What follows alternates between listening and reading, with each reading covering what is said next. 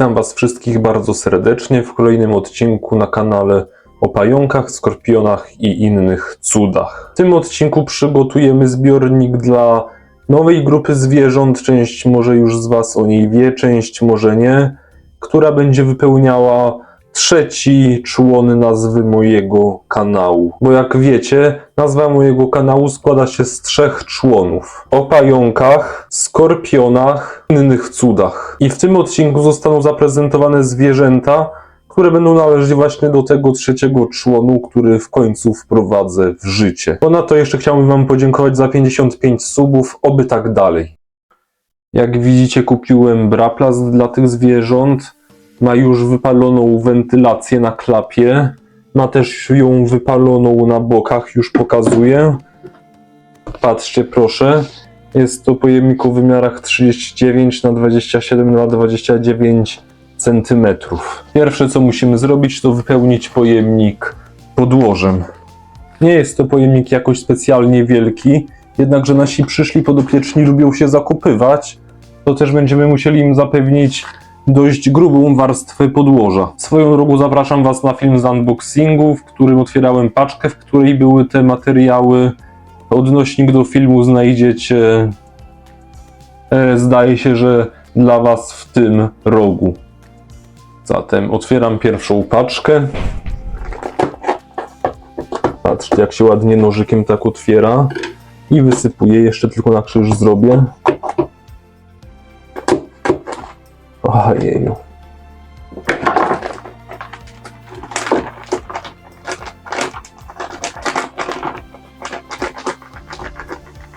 A, widzę właśnie kawałki sepi, kawałki drewna, liści.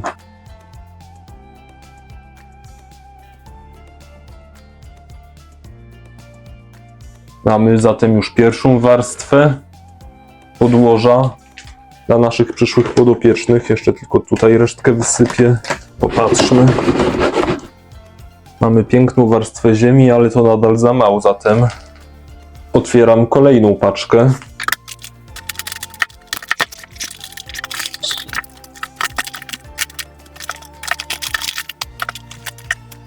Zobaczmy.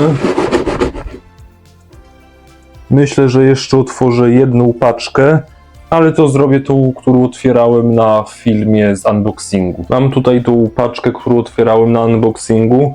Pierw muszę ją delikatnie wyjąć z worka, aby się nie nasypała do niego ziemia. Ostrożnie.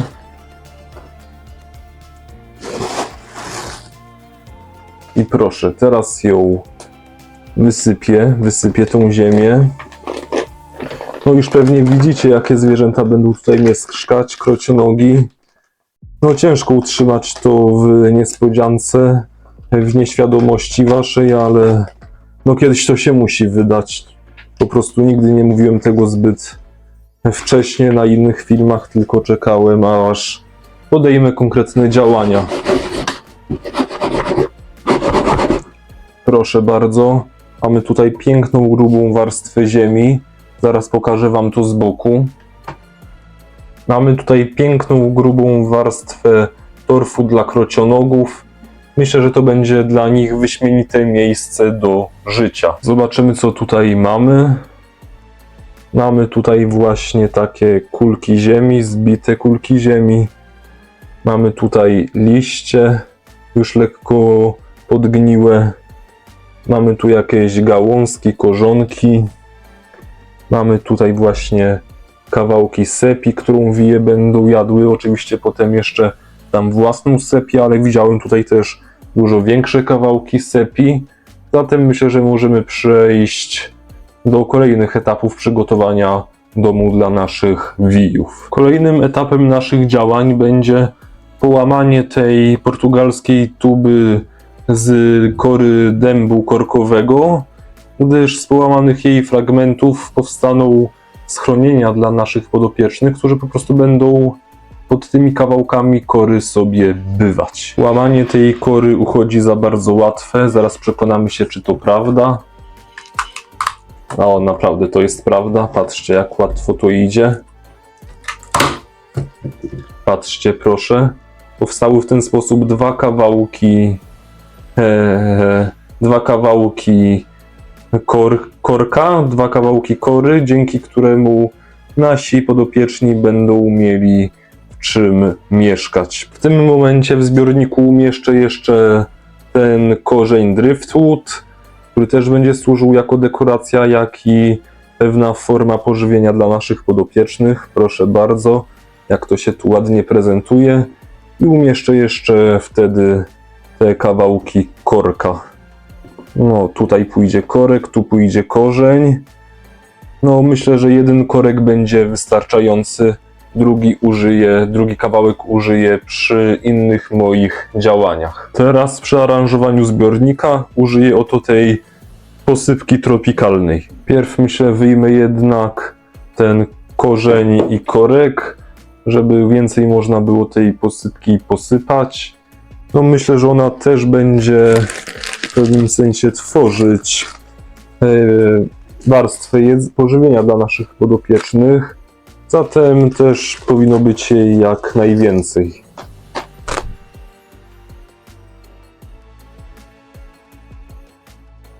To jest już odpowiednio zapreparowane i to nie będzie w żaden sposób pleśnieć. Natomiast normalnie będzie podjadane przez naszych podopiecznych. Proszę bardzo, już starczy. Ale to jeszcze nie koniec naszych działań. Kolejne nasze działanie to umieszczenie w zbiorniku suszonych liści bambusa. Oczywiście to nie są jedyne liście, które wylądują w tym zbiorniku, ale są to pierwsze. Pozostałe muszę przygotować. Chyba muszę to zrobić w ten sposób. Proszę bardzo. Jest trochę liści bambusa w zbiorniku, tyle jest wystarczające. Zatem myślę, że możemy przejść do naszych kolejnych działań. Myślę, że nawet zrobimy to w trochę inny sposób. Mamy na podłożu dużą ilość materiałów, jednakże nie powinny one być tylko na podłożu, powinny być także z nim zmieszane. Stworzymy w ten sposób pewną warstwę próchniczą, która będzie tworzyć nie tylko wystrój naszego zbiornika, ale przede wszystkim pożywienie dla naszych podopiecznych. Po prostu to będzie lekko gnić w tej ziemi, tworząc w ten sposób warstwy martwej materii, która jest naturalnym pożywieniem dla naszych podopiecznych. Proszę, jak ładnie.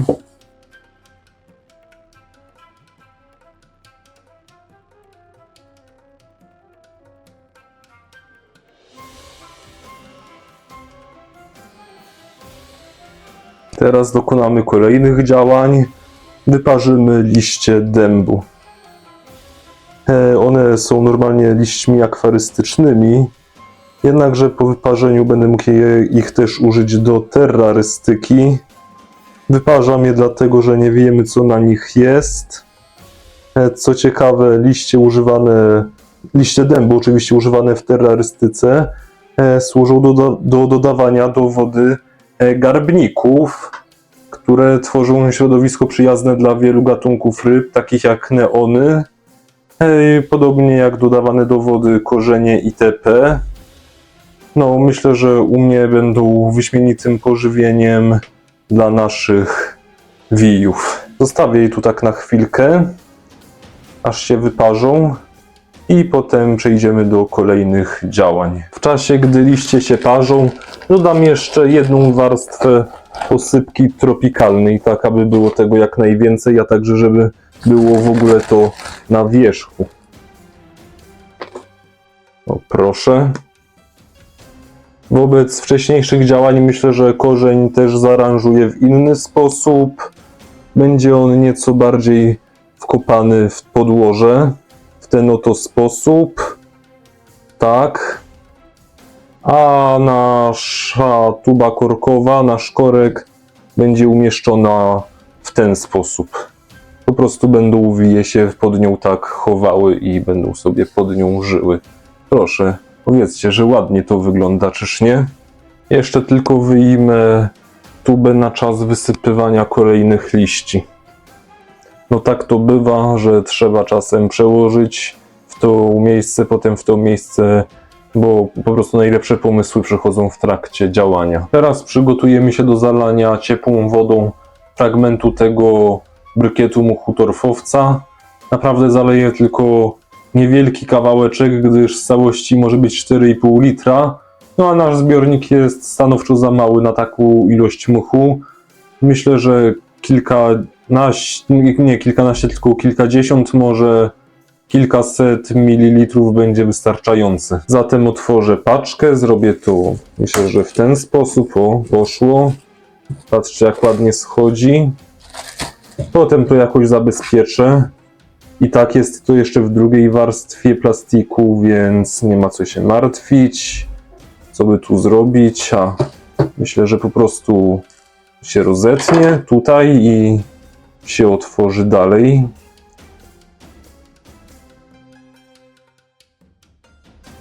Myślę, że taki fragment będzie wystarczający dla naszego zbiornika, bo to ma naprawdę duże zdolności pochłaniania wody i zrobi się z tego naprawdę duża ilość mchu. Umieszczę teraz ten fragment tego brykietu mchu torfowca w tym pojemniku i zobaczymy, co z tego wyjdzie. Nadszedł moment zalewania tego brykietu. Trzeba to robić naprawdę powoli, żeby nie narozrabiać. Robimy to właśnie tą wodą po wyparzaniu dębu, pomalutku. Patrzcie, jak się to podnosi. Jeszcze troszeczkę. W ten sposób to zrobimy.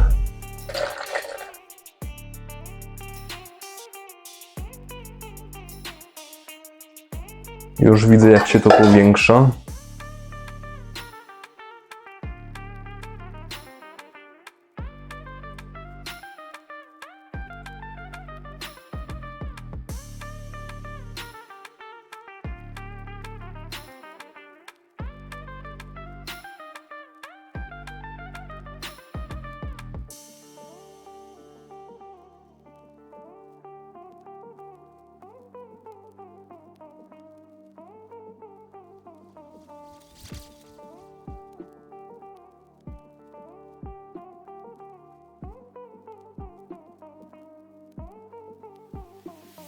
Myślę, że i tak za dużo wyszło, zobaczymy, co z tym zrobię, ale jako ciekawostkę dodam, iż mchy są mistrzami przetrwania w stanie wysuszonym. Jakieś tam gatunki potrafią nawet odżyć po zalaniu wodą po 18 latach wysuszenia. Przejdźmy zatem do umieszczania mchu. Postanowiłem, że część mchu będzie wymieszana z podłożem. Zapewni to dodatkową wilgotność dla naszych podopiecznych, będzie tą wilgotność utrzymywać. Natomiast część mchu pozostawię po prostu na powierzchni jako ozdoba i jako utrzymanie wilgotności na powierzchni, bo część mchu trzyma też wilgotność pod powierzchnią. Po prostu będzie to część substratu, będzie wymieszane ze substratem i będzie trzymać w tym substracie wilgotność. Spokojnie, ja to jeszcze wszystko zroszę, wszystko nawodnię, więc wyjdzie to naprawdę cacy.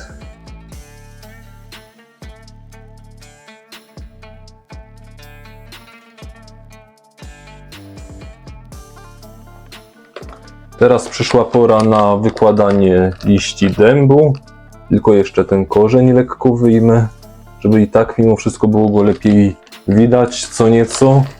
A teraz posypię nasze dzieło liśćmi dębu.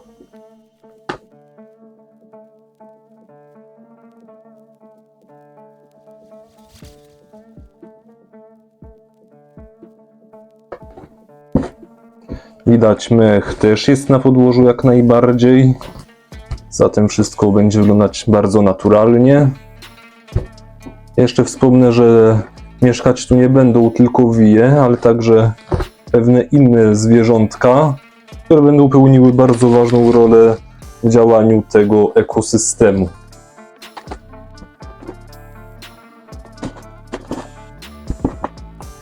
Jeszcze raz muszę wyjąć ten korzeń. No niestety, jak mówiłem, trzeba kombinować.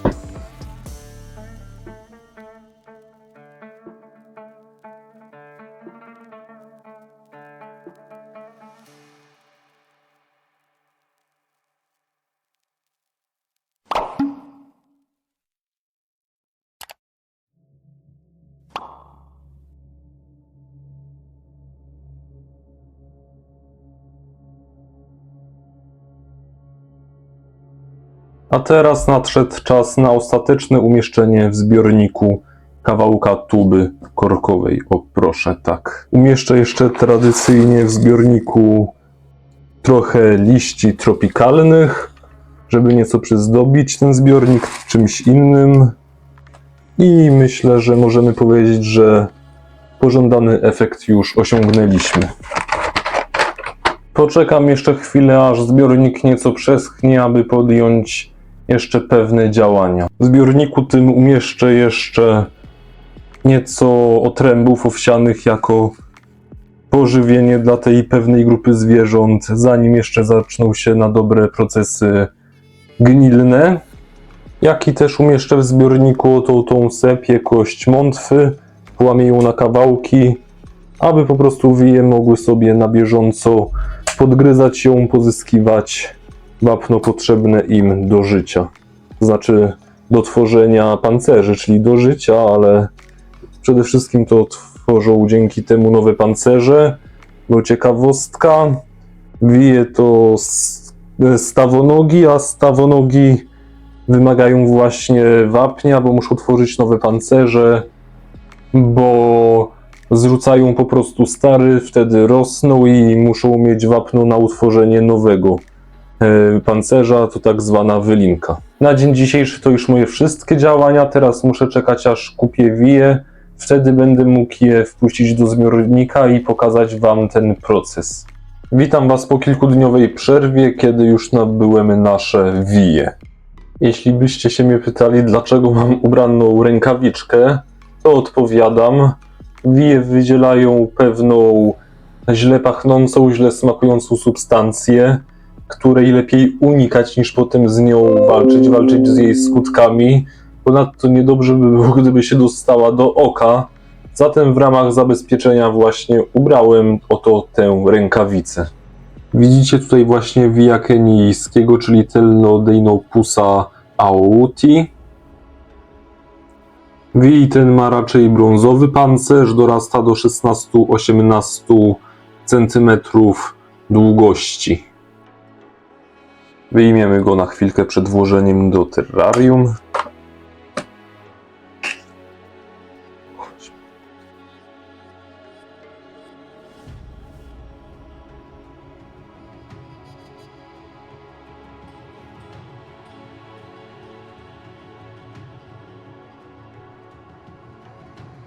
Widzicie go właśnie u mnie na ręce. Warto dodać, że wije, kiedy czują się zagrożone, to zwijają się w kłębek. Może uda mi się przy następnym pokazać. Na razie jest malutki, jednakże kiedy podrośnie, osiągnie te wspomniane 16-18 cm długości. Ale mam nadzieję, że do tego czasu uda nam się go w tym pojemniku zobaczyć. Gatunek ten ma brązowe umaszczenie, jednakże nie martwcie się. Inne gatunki mają inną barwę kolorystyczną, bardzo jaskrawą, bardzo przyjemną dla oka. Sami zresztą zobaczycie. Gatunek ten pochodzi z hodowli Tarantula Home. Tutaj mamy via Spirostreptus sp. Tanzania. Jest to wij o kolorze bardziej oliwkowym. Bardziej może przypominać dżdżownicę. Widzicie właśnie, jak się rozwija z wcześniej wspomnianego kłębuszka. Okaz ten pochodzi z hodowli Megapets EU i osiągnie w przyszłości 12 cm długości. Tutaj widzimy wija z gatunku Centrobolus sp. Mozambik. To jest ładny czerwony wij, który w przyszłości osiągnie 10 cm długości. Pochodzi on również z hodowli Megapets EU. Oczywiście gatunki, które opisuję, to nie są jedyne gatunki, które były dostępne na targach. Były dostępne także inne gatunki, które również mi się podobały. Przykładowo taki niebieski wij, który osiąga do 5 cm długości, albo wij SPP Tajlandia, taki ładny czerwono-czarny wij. Kto wie, być może w przyszłości również zawitają one na naszej hodowli. Tutaj widzicie wija gatunku Anadenobolus monilicornis. Jest to dotychczas najmniejszy kupiony przeze mnie WI z tych 4. To jest tak zwany WI pszczoła, gdyż dorosła sztuka będzie miała żółto-czarny kolor, po prostu będzie pęgowana w te kolory i przypomina swoim wyglądem pszczołę. W przyszłości dorośnie on do 8 cm długości. Obecnie go nie ruszam, gdyż jest po prostu bardzo mały. Zobaczycie go w pełnej krasie przy umieszczaniu go w zbiorniku. Pochodzi również on z hodowli Mega Pets EU. Oczywiście, jak mówiłem, to nie są wszystkie zwierzęta, które zamieszkają w tym zbiorniku. Dodam do niego również zakupioną w pełni z hodowli Tarantula Home ekipę sprzątającą, na którą złożą się 3 gatunki skorupiaków. Pierwszy z nich to są prosionki z gatunku Porkelio Orange, już wam je pokazuję z bliska. Są to niewielkie stworzenia, jednakże bardzo skuteczne w swoich działaniach. Dzięki nim żaden brud, żadne resztki pokarmowe, żadna pleśń w naszym zbiorniku się nie uchowają. Kolejni przedstawiciele ekipy sprzątającej to są kulanki z gatunku Armadillum gestori. Są to ładne kulanki w ciemnym kolorze z żółtymi elementami na pancerzu. To są również skorupiaki. Patrzcie, jak one ładnie wyglądają. Są tu mniejsze i większe osobniki. Natomiast myślę, że oprócz pełnienia funkcji, że tak powiem, sanitarnych w naszym zbiorniku, świetnie również sprawdzą się jako jego ozdoba.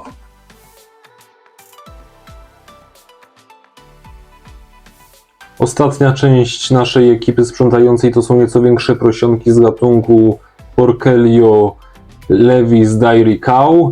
Swoją nazwę zawdzięczają podobieństwu do umaszczenia krowy, czyli są takie właśnie biało-czarne.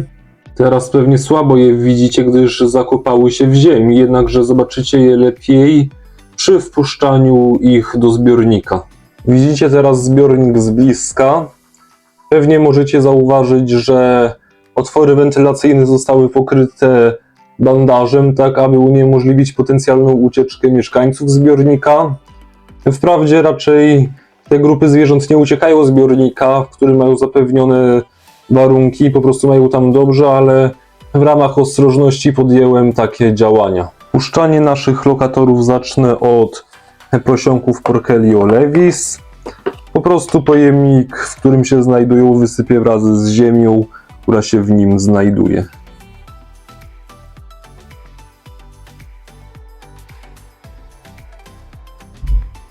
Proszę, już się rozchodzą nasi mieszkańcy nowi. Myślę, że już szukają sobie nowych schronień, pożywienia i zapewnią naszemu zbiornikowi miano bioaktywnego, gdyż po prostu zapewniony zostanie tutaj w miarę naturalny obieg materii. Teraz w zbiorniku umieszczę Porkelio Levis Dairy Cow. Właśnie ich nie widać, bo się całkowicie zakopały. Niemniej nie martwcie się, zaraz je zobaczycie.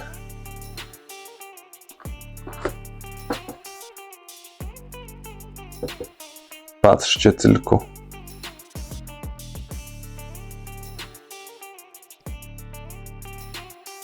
Tutaj są.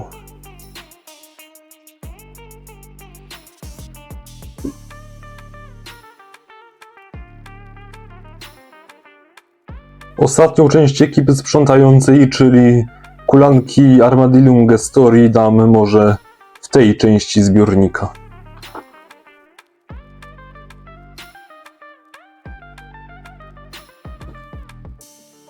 Patrzcie, już są. Tutaj jednej tylko pomogę się podnieść.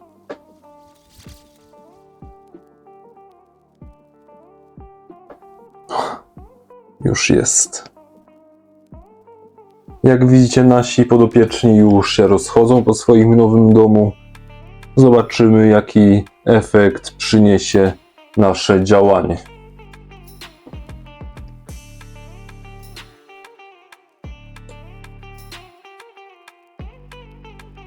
Właśnie po to umieszczałem w zbiorniku płatki owsiane, aby ekipa sprzątająca mogła się nimi pożywić, zanim nie zbutwieje znajdująca się w zbiorniku roślinność, ani zanim nie pojawią się resztki po wijach, takie jak ich wylinki, odchody albo resztki po ich pożywieniu. Oczywiście nasz zbiornik regularnie zwilżamy, nie na bagno, ale tak, żeby ziemia pozostawała cały czas wilgotna.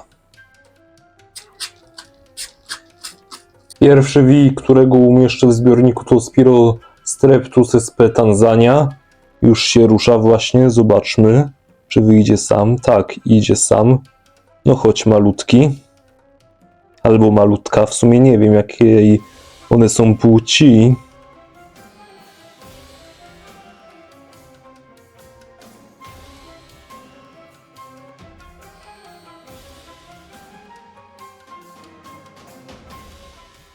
Właśnie widzimy, jak się zakopuje. Szuka dogodnych warunków dla siebie. I myślę, że naprawdę będzie miał tutaj dobrze. Już go nie widać z kamery, spróbuję przybliżyć. Widzicie właśnie z boku, jak się ukrywa w podłożu. Najwidoczniej znalazł sobie miejsce, które mu pasuje. To jest mniej więcej gdzieś pod tubą z korka portugalskiego.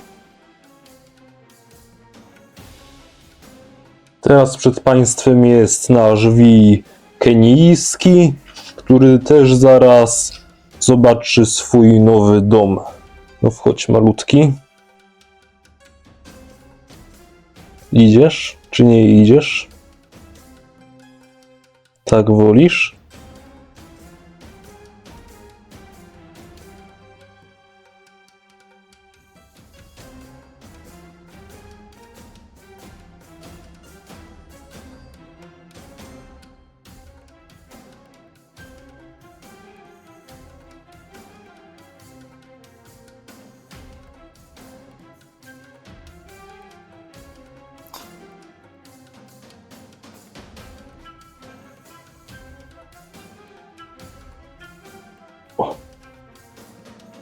Odczepił się.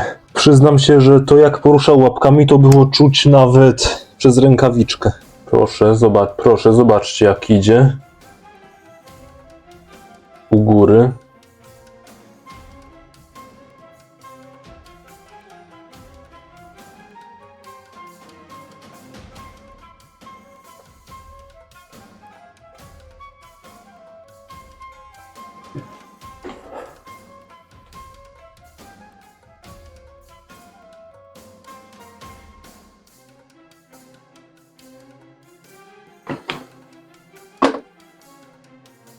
Teraz pod korzeniem widzicie, jak swój nowy dom zwiedza czerwony wij z Mozambiku.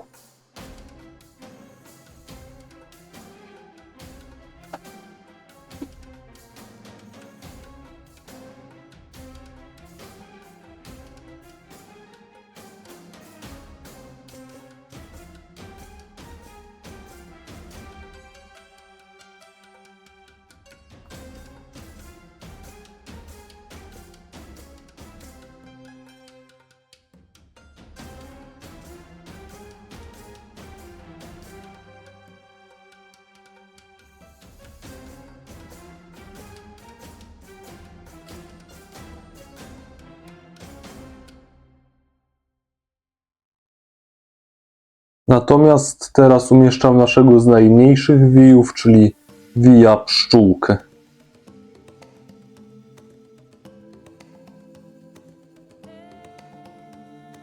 Na razie go tak sobie zostawimy. Jest tutaj widoczny w kształcie literki U. Na razie go tak zostawimy, potem się rozwinie i znajdzie sobie nowy kąt. Jeśli chodzi o aranżację i wprowadzanie nowych mieszkańców, to już wszystko. Dajcie może znać, jakie jeszcze zwierzęta mogłyby zamieszkać w tym oto zbiorniku. Dla wii optymalną temperaturą będzie taka 25-26 stopni Celsjusza, natomiast wilgotność powinna oscylować w granicach 60-70 stopni. Można trzymać kilka gatunków wii razem, nie ma ku temu najmniejszych problemów. Zapytacie się, czemu nie trzymam kilku sztuk jednego gatunku razem, a to dlatego, że wije są bardzo kochliwe i by się zaczęło, gdyby tylko zeszły pod ziemię, wije znoszą po kilkaset jaj, dlatego byłoby to bardzo problematyczne. Jeśli chodzi o karmienie wijów, to oprócz wcześniej wspomnianej martwej materii, można im także podawać soczyste owoce, a czasem także dafnię albo jakiegoś martwego owada, żeby mogły pozyskać co nieco białka. Korzystając z okazji, jeszcze zabiorę Was teraz na karmienie mojej samicy Brachypelmy Hamori po wylince. Patrzcie, oto ona. Wezmę tylko jej wylinkę.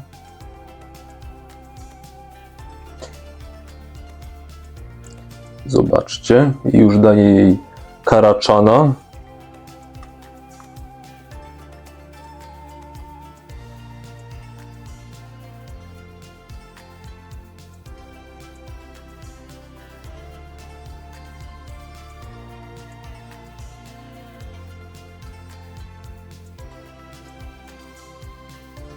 Widzieliście, jak szybko zaatakowała? Ona jest już wygłodniała po tej wylince.